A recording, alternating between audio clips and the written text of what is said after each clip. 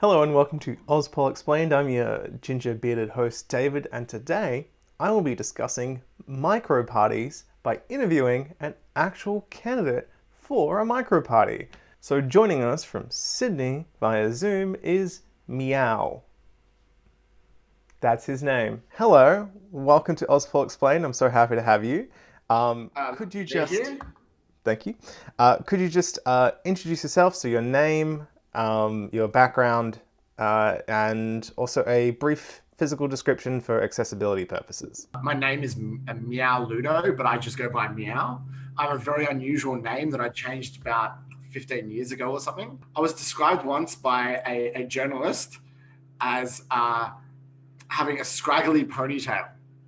So I have like yeah, kind of. I like to say like long, lustrous brown hair. What was the other question you asked? There was three questions. It was your background. So basically, I guess there's a very important a component to background as well, which is that I'm a scientist.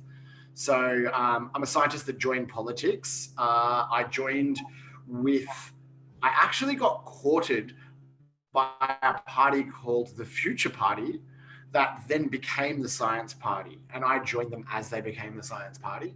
So I was there during that decision to rebrand. And then I joined later on, I ran with the Flux Party, which are both micro parties and very strange. For those who don't know, what is a micro party? Micro parties are generally, the people at the bottom of the tally when you watch who won, right?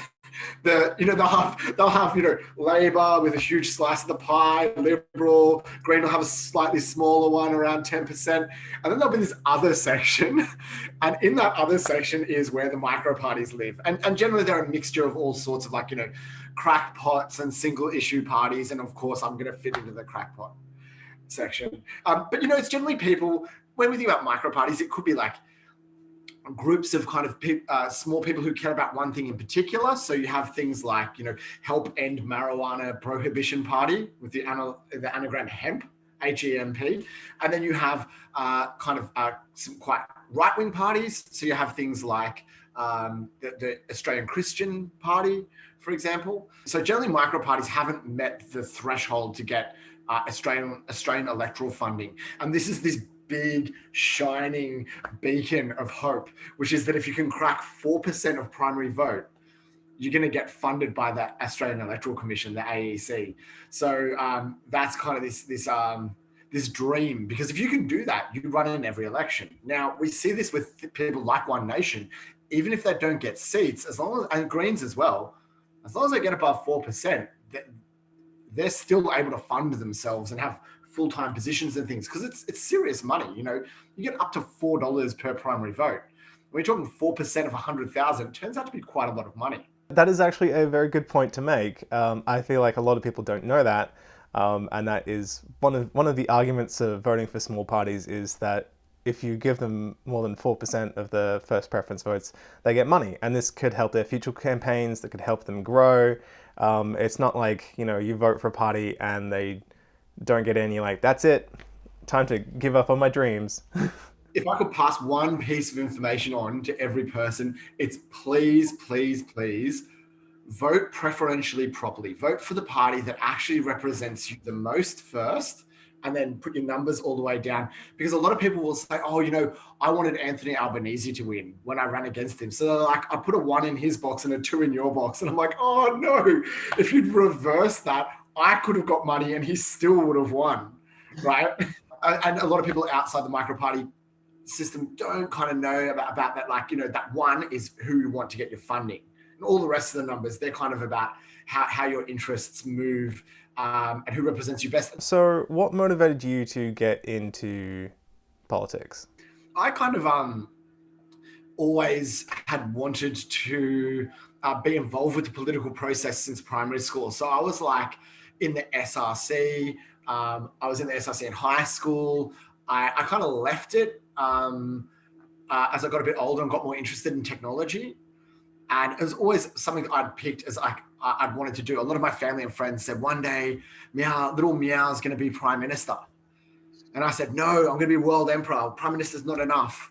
And I loved playing like Civilization and these games where I kind of, ran countries and governments, but I'm terrible at organization, hilariously. But I thought that I really liked being a representative of the people. So in primary school, I really enjoyed being able to like be involved with the process. And I was like, always liked having a go. So as I got a bit older, I considered joining Labor Party because my family kind of, and I come from a kind of lower income family. They're rusted on Labor voters, and I'm like, Labor Party don't quite represent me. When I saw the Future Party, initially I was at university and I was very interested. And university was great for me because I got to actually meet quite a lot of politicians. Like Peter Garrett was our local member for Kingsford Smith.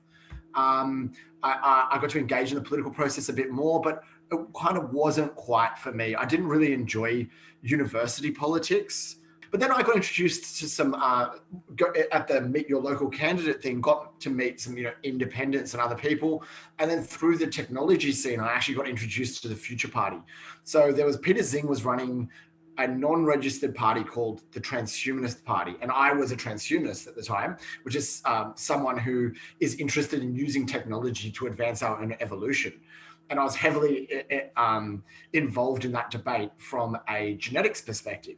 So then we ended up meeting with them, and they would come along to all the meetings that I was running about do-it-yourself biology, doing genetic engineering in your basement.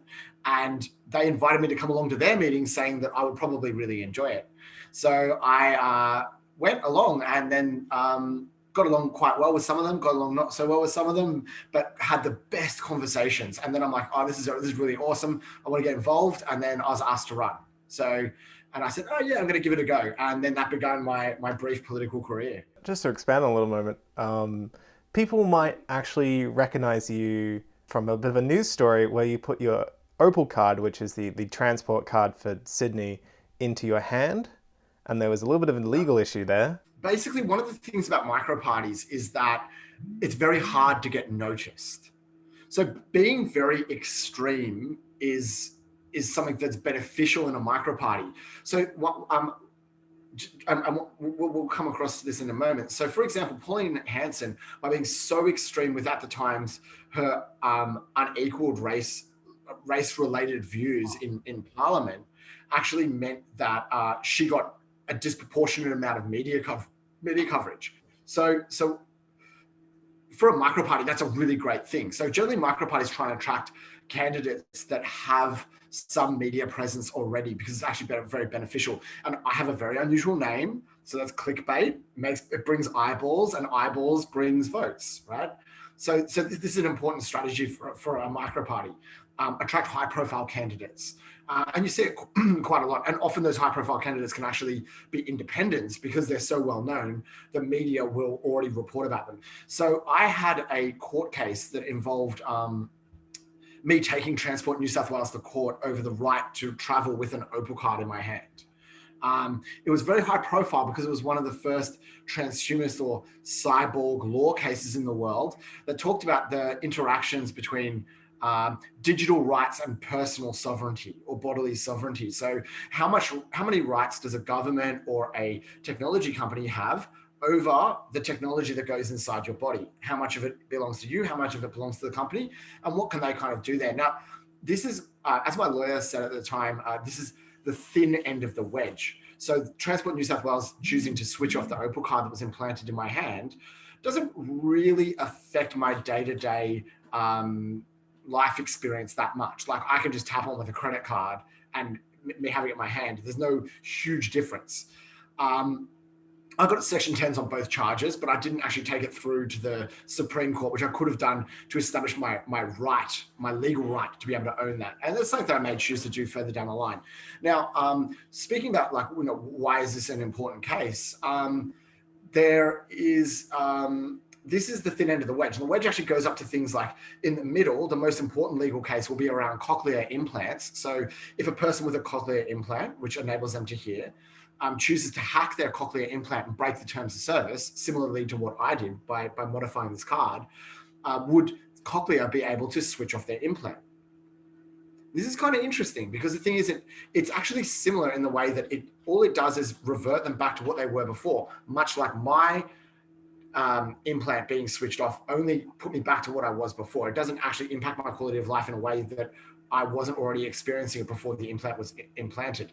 But the thing is, it's actually taken away one of their senses. Taking away my ability, or not even to ride public transport, I can still ride it, is too thin an end of the wedge. With a cochlear implant, it's actually taking away a sense. But because they didn't have that sense beforehand, they will actually guide how we interact with technology and how those rights are used in the future. So the most interesting ethical legal case is to be fought soon. Why shouldn't they have the ability to listen like a bat? Should they be able to hack the technology they have inside their body to use it to its full potential? So this is we could have a whole segment about that. We're not going to go down there. Fascinating. I'm writing an article at the moment about these legal cases. So it's very interesting. It caught the world's attention. And one of the coolest things about this, and it kind of touches why I do what I do as well with micro parties. My friend who's a philosophy student was in the post office, and in front of them, there was a 3-year-old kid, a year 3 kid, a 10-year-old kid. And the mother asked the child, what did you learn in school today? And they said they had a debate about whether the government should be able to fine me for riding with this implant. And that means that I was involved in something which was interesting to the country and made us talk about policy at a family, like families are talking about, bodily sovereignty policy and technology. And I'm like, if I can encourage that type of conversation rather than who got, what was the latest drama or Married at First Sight, I think I'm doing the right thing. We should be talking about policy, and we should be thinking forward about, like, okay, instead of having knee-jerk reactions to technology, why aren't we sitting down and, like, some very good pieces of legislation like the Gene Technology Act, and writing it 10 years before it needs to be written, with experts, with the community involved, with every stakeholder, which includes religious people, it includes minority groups, and getting everyone's opinion, writing really solid legislation, and then running way before it needs to be written, so that when it comes about, we lead the world in policy. What's it like joining a micro-party? So, like, what's the process? One of the probably biggest differences about joining a micro-party is it's kind of like a political startup. So imagine going to work for like IBM, right? You have like these endless levels of bureaucracy, and you come in and they're like, you are a perfectly shaped cog, and that's your spot right there. In fact, we're going to pick you up and put you in. You know exactly what your role in the machine is, right? And it's very specialized. You're like one drone in a hive of bees, and the queen has a plan for everyone, and it works as one functional machine. That is not the experience in a micro party. Like, you go in there and everyone's like, oh, we're about to be deregistered, the AEC call. This is like first meeting type stuff, right? You come in as like fresh green candidate. You're like, yeah, I'm going to make a difference. I'm going to turn up to a meeting with a micro party, and I'm going to go and be a part of this political thing. And you turn up and things like, first thing on the agenda, we have to call 500 people this week each and make sure that they know that they're members and they've forgotten that they ever did that. Or they were really keen and then they decided that they weren't really keen, but they don't ever remember signing anything. And the AEC are going to shut us down unless we can like make sure that they remember that. And if they don't, we need to cross them off our database. And you're like, where am I? What's going on? Like, why do we need this? So basically, there's just the endless levels of bureaucracy are done by like 10 to 100 people. And you have to do the same amount of paperwork as the Labor and the Liberal Party and the Greens, except the thing is, no one's paid and no one knows what's going on. So there's like 1,000-page documents you have to read, and you all have to kind of like work out how to do it together. Now, I run a medical device company, but it's a startup, and it's exactly the same thing. We're like, okay, how do we compete with Johnson & Johnson or AstraZeneca? We have to sit there and read endless pages of documentation and work out how to apply for the right licenses and make sure we tick the right boxes. So it's very, very similar. The thing is that everyone's very professional. Everyone's very passionate. A lot of people are very educated as well. And it's just about basically anyone can join a micro party or form a micro party and compete, but you have to tick all the boxes. And those boxes are actually, it feels like they're designed to make it difficult for you to do it. There's a lot of unnecessary paperwork. I think there's weird quirks that like shouldn't really exist. Like when I ran against Barnaby Joyce, I I went and handed in my form in person to the political office in Armidale with a whopping 8 minutes to spare. I drove up from Sydney and handed in my $1,000 in cash and handed in my form, and they're like, "Oh, you can't hand us the form." I'm like, why not? And they're like, "Oh, there's a piece of legislation from the 80s. You have to fax it in." And I'm like, how do I send a fax? Like, does that even still exist? They're like, there's a print and copy place around the corner and you have to do it in the next 8 minutes. So I like sprinted there and I got it. And I'm like, "Do you have a fax machine?" He's like, "No, I have a scanner." And that scanner has a phone line, and the phone line, the computer turns an email into a fax. And then I run back there and I'm like, "Have you got it on the fax machine?" They're like, "Oh, we don't have a fax machine. We have a computer. We have a computer that has a fax to email." So literally, I gave them this thing. It got emailed to a fax service that makes a phone call to their machine that then decodes that and turns it back into an email. But that's the legislation. Now, the thing is, every Labor and Liberal office has a fax machine so they can do this easily, right? When you're a micro party, especially like a technology-focused micro party, you just go in there and you're like, "What is this insanity?" And everyone's like, "Oh yeah, all of us have a fax machine. What type of a micro party are you to not know that you need a fax machine for some archaic process?" So anyway, the experience of micro party is like going and buying a fax machine on eBay. Like that's like the height of like political nonsense. And anyway, you learn all these things, and then when other micro parties form, you kind of help them out. So a big part of like campaigning and doing this is actually like having camaraderie with other micro parties, even ones that don't necessarily politically align with you. Like obviously, the Science Party, the Flux Party, which is a digital democracy party, the Pirate Party, like we're all kind of the same, right? Like James Jansen, who at the time was the leader of the Science Party, it's now Andrea Long. He formed an alliance for the center left, basically, which is all the micro parties that kind of are very socially progressive, who all kind of, the things we care most about is kind of like looking after other people. So he kind of like lumped us all together to help us be able to have some political sway.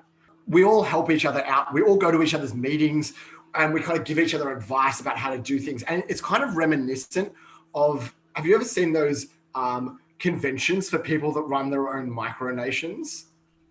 No. It's like, "Hello, I'm Emperor of Sealand." It's like, "Oh, I'm Emperor of New Australia." And like they all like wear sashes and are like self-congratulatory.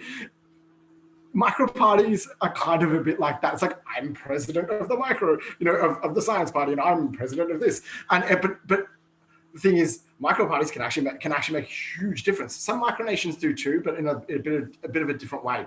So you have all these people there who are like presidents and treasurers of political parties, but they're all like, your next door neighbor or something like that. So it's quite fun and it's quite egalitarian. Everyone helps each other out, and even minor parties actually join in and give you a bit of a hand. So like Labor and Liberal, they do not give you anything, right? But or maybe a tiny little bit, but often parties like the Greens, for example, are actually really supportive. So like, they will let you know when they're campaigning. They will sometimes, like if you call them up and say, "Oh, listen, I'm actually running against one of your candidates," they'll be like, "That's fine," and you're like, "I just wanted to ask a question. How did you guys go about dealing with this?" Because they actually have some elements of a micro party. So they might, they're under-resourced and understaffed. So they're like, "Oh, we actually do this. This is how we do this." And it's super helpful. And often a lot of the micro parties have actually been started by people that have left, generally not major parties, but minor parties. So these are people who've already got, AEC funding. What's the motivation for taking on such like difficult odds? Like you ran against Barnaby Joyce, who was like Deputy Prime Minister at the time. You said you ran against Gladys Berejiklian. Was she the Premier at the time? She was premier at the time, yeah. Yeah, so that doesn't particularly fill many people with like hope and confidence. So what's the motivation there?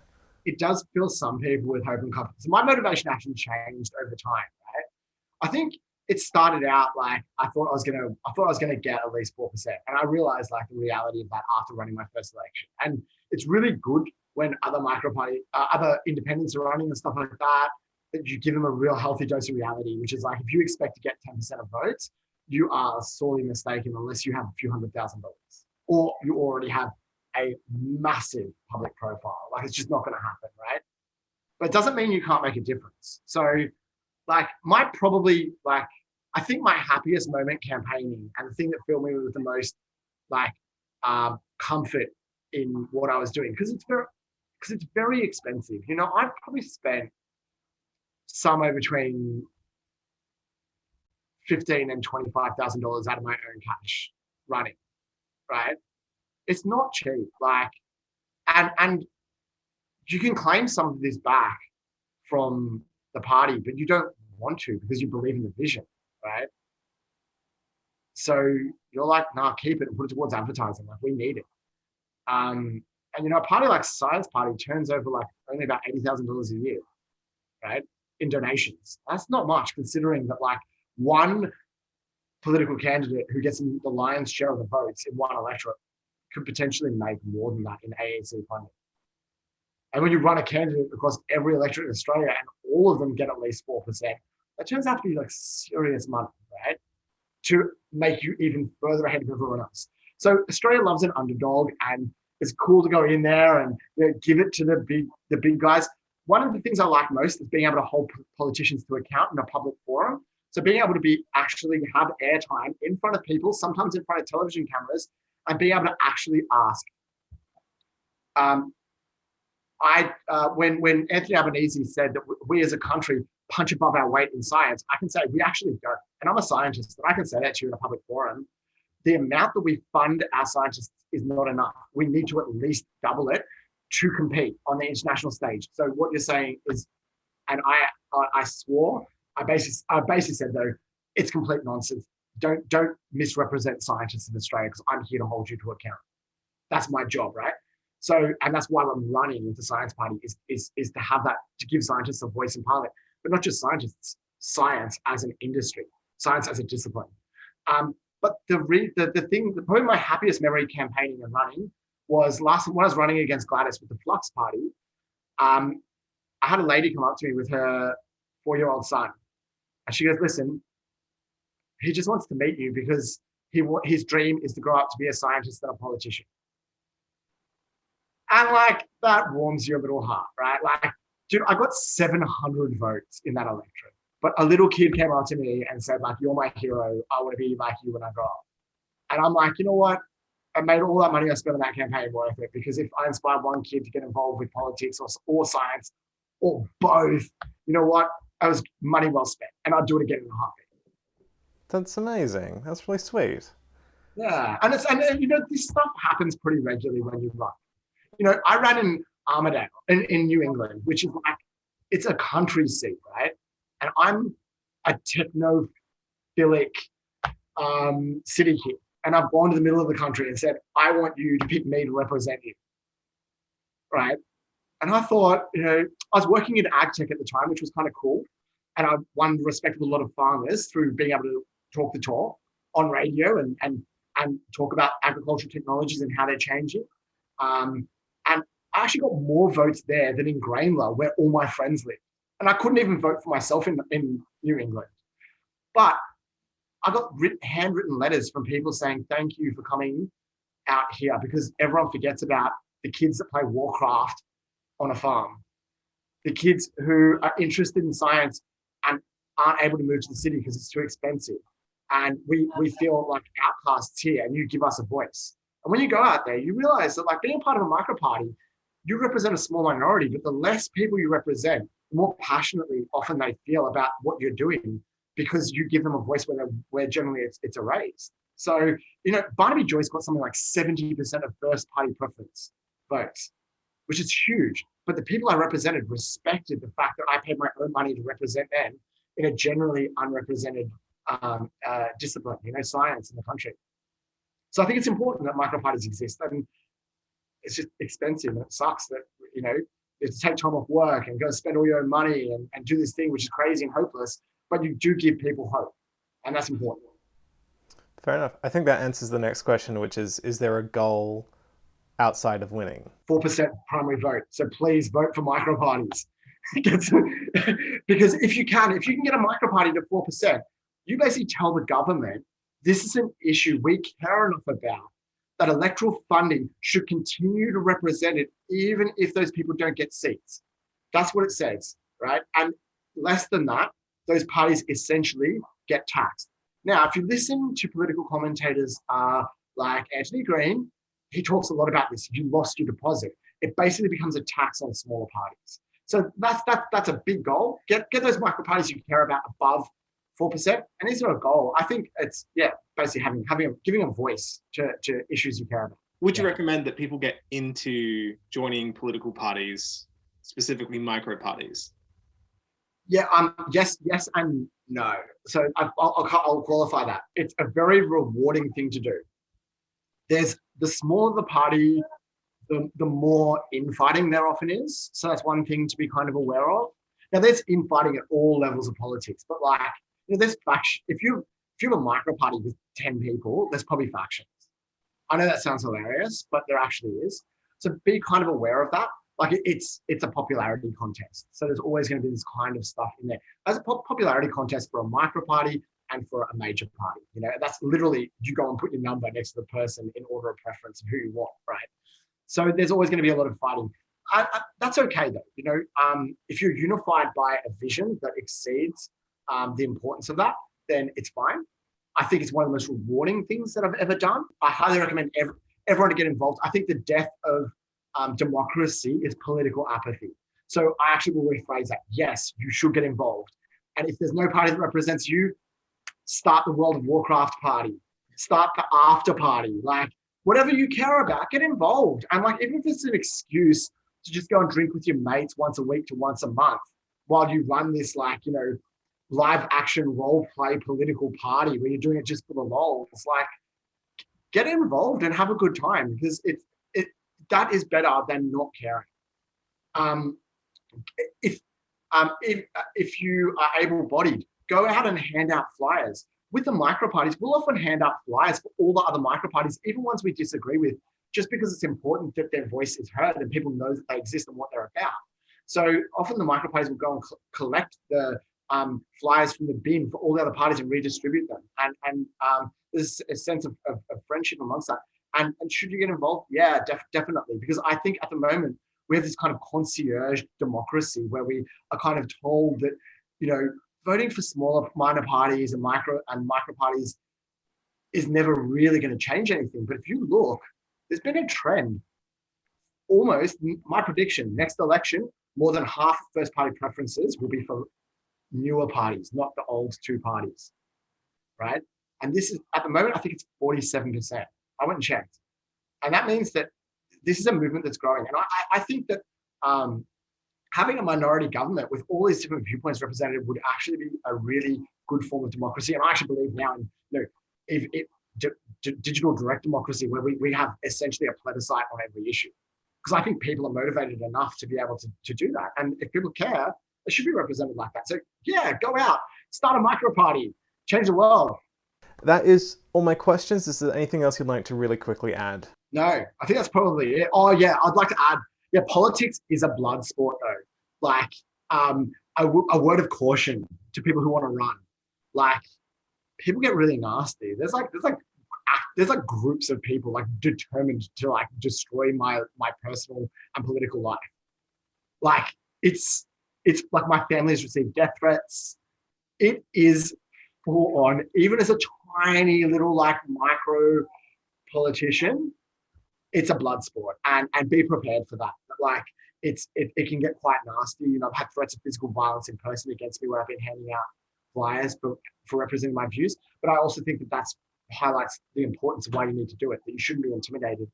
You should continue to do those things anyway. But it's a blood sport. So if you do get involved and you do decide to run, be aware that people will kind of try and take you down. In Australia, we're a fiercely egalitarian country. Anytime someone tries and rises above and become a tall poppy, you get chopped down. And we see this in the way that we treat our politicians. Like, Julia Gillard didn't have any babies and she was labeled barren. I've never heard anyone use the word barren outside of the Bible, right? Until they're the prime minister, and then we're egalitarian, so we're allowed to say that, right? But you wouldn't, if your auntie didn't have kids, you wouldn't say, oh, she's barren. You wouldn't use it to put them down. So basically, Australia has a unique political climate, and part of that is we're going to chop anyone down who tries and rises above. So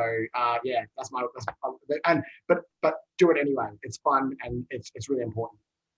And thank you for listening, for everyone who has tuned in. There's definitely room for just sort of background organizing volunteers for people who want to get involved but don't want to risk being a candidate, right? Tons. And the thing is, it's like, I would recommend joining parties even if you don't necessarily agree with them, because you believe in the political process. And I think that's a really important thing. Everyone deserves a voice, except racists. Everyone else deserves a voice. Bullet train for Australia. Go ahead. Help Mel on her provision. Awesome. Christian Party, you know what? You guys deserve a voice too. But really, I think that the people I admire most in this whole micro party scene are the people that actually move between and kind of help out everyone because they believe in the political process. And I'm inspired by them. That's all we have time for today. Thank you so much for joining. Thank you for your time, and thank you to everyone for listening. And there you have it. Thank you so much for watching. I hope you enjoyed. It was such an interesting chat for me. Please comment down below what you would like to learn about next. Don't forget to share, like, subscribe, all those things, and I will see you next time. Goodbye.